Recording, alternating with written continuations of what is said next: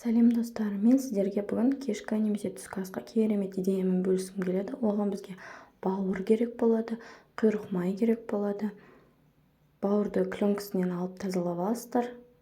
Содан кейін кинза, чеснок, сарымсақ, қызыл бұрыш, қара бұрыш, тұз, томат және де картошка керек болады. Мен картоптан фри жасайтын боламын, пюре жасасаңыздар да болады. Кеттік. Бауырды осылай әдемілеп, жұқалап отырып, турап аласыздар.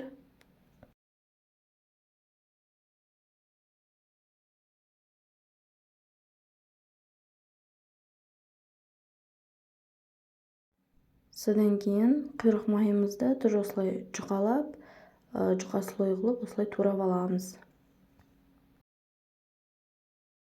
Соусымызды дайындауға кірісеміз. Оған сарымсағымызды әдемілеп осылай туралап аламыз, тоже ұсақтап.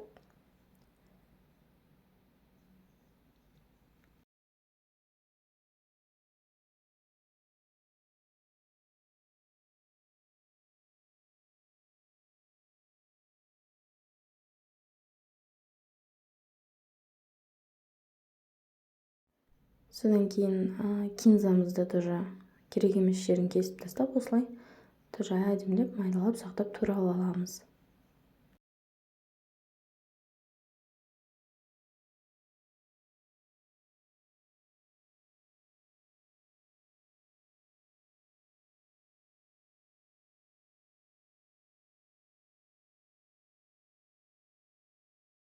Кинзаның өзі бір ерекше әдемі, свежий дәм береді соусқа. Содан кейін үстінен қара бұрышымызды саламыз осылай. Қызыл бұрышымызды саламыз. Кішкене сұйық майымызды құямыз. Су қосамыз. Кішкене тұз қосамыз. Және жақсылап тұрып араластырамыз. Осы біздің соусымыз дайын.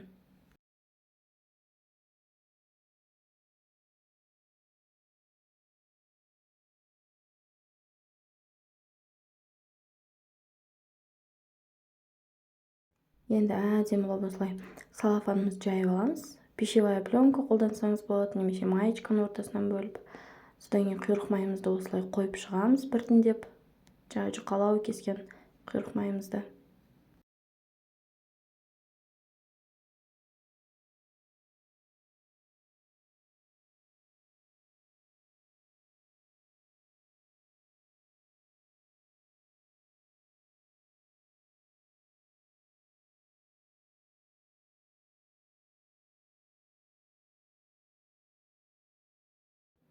Содан кейін бауырымызды осылай қоямыз. Бауырды тоже жұқалап кесу керек болады.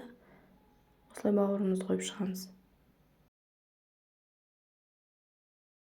Сосын осылай әдемілеп отырып ораймыз, домалатып. Бауырымыз шығып кетпеуі керек. Содан кейін осылай екі шетін әдемілеп жабамыз. Сөйтіп морозильникке жібереміз 15-20 минутқа.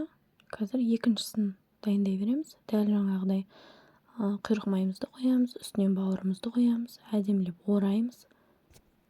Сөйтіп бұны да морозильникке жібереміз 15-20 минутқа.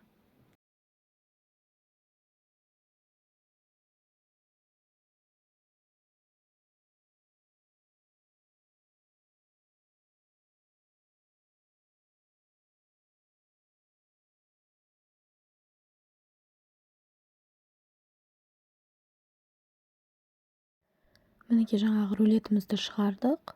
Енді әдемілеп осылай кесеміз.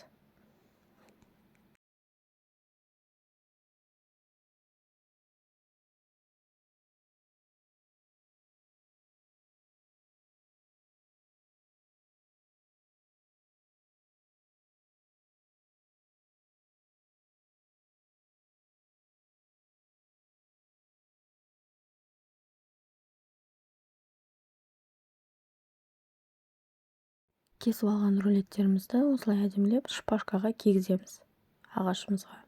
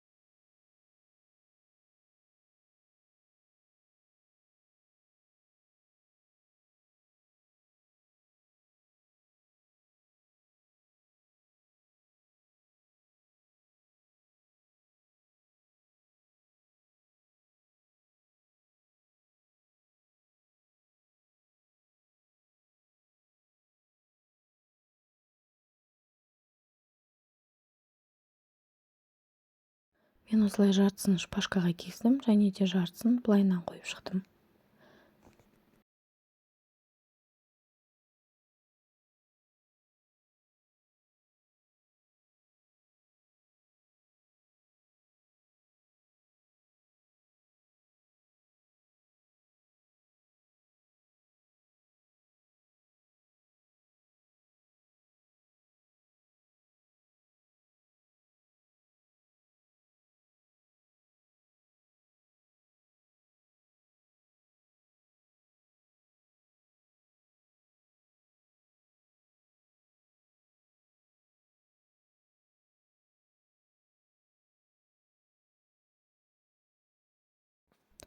Сөйтіп духовкамызға жібереміз, 180 градусқа 30 минутқа жібереміз.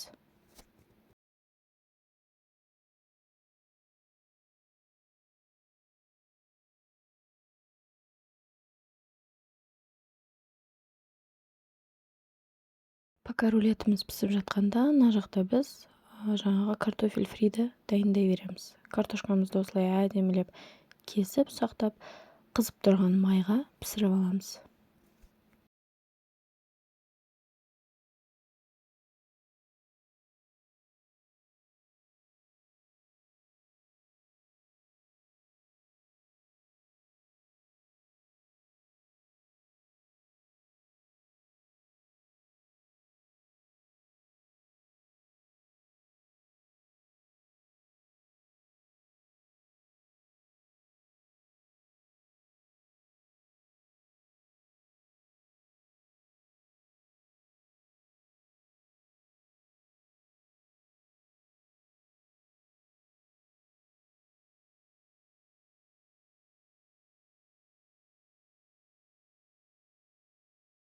Мінекей әдемілеп осылай қызартып отырып пісіріп аламыз. Мына жақта рулетіміз дайын болып қалды. Осылай соусты әдемілеп бетіне жағып шығамыз. Және де қайтадан 10-15 минутқа жібереміз духовкаға.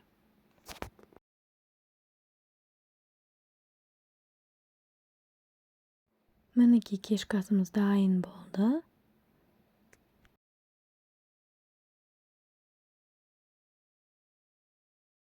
Үйде обязательно істеп жеп көріңіздер. Астарыңыз дәмді болсын. Лайк басып, подписка жасауды ұмытпаңыздар.